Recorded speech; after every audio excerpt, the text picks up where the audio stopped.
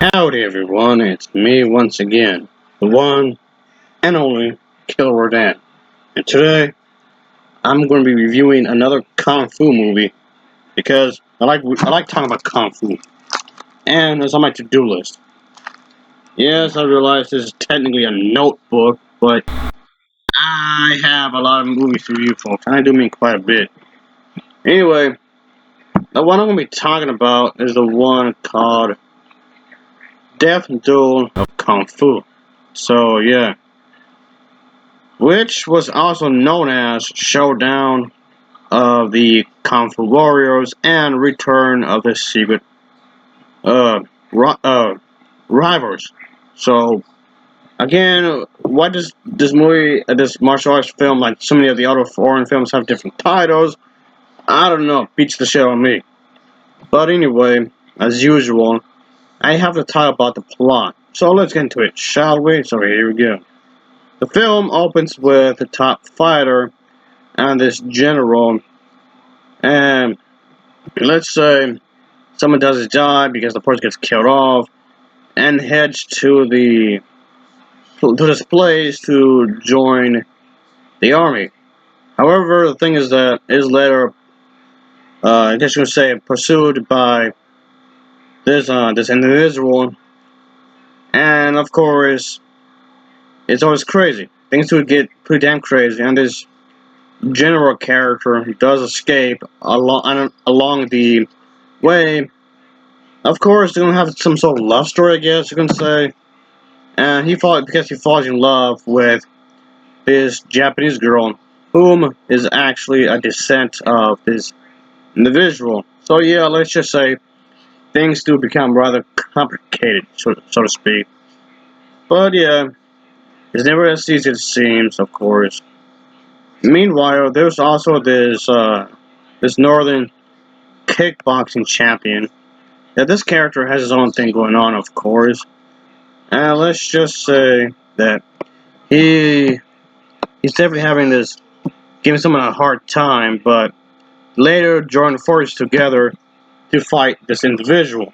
So there's definitely plenty of going on in this movie, which of course is a good thing. Trying to make it seem interesting, I guess you can say.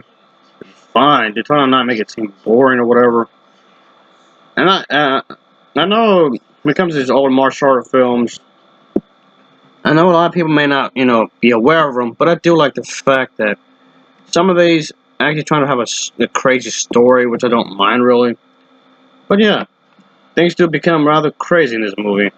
And I like that. Trying to keep things rather interesting in their own little way, I suppose.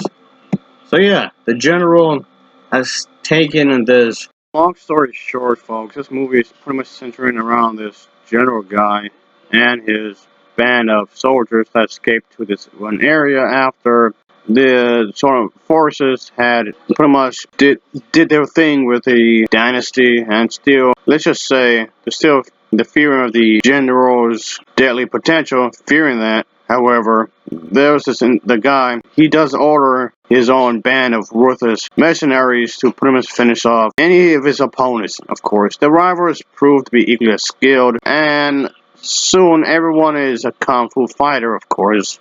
Obviously, this is a martial arts film, of course. So we're going to definitely see plenty of kick-ass fight sequences throughout the entire feature, which of course is to be expected, obviously.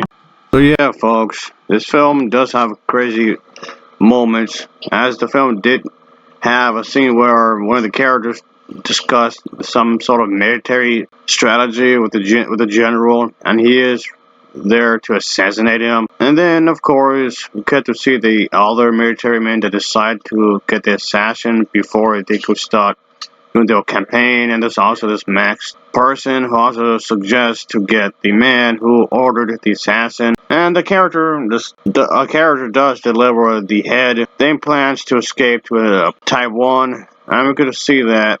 Yeah, there's a bunch of crazy moments here, I can say. Which I did like, of course. And yeah, I did like that.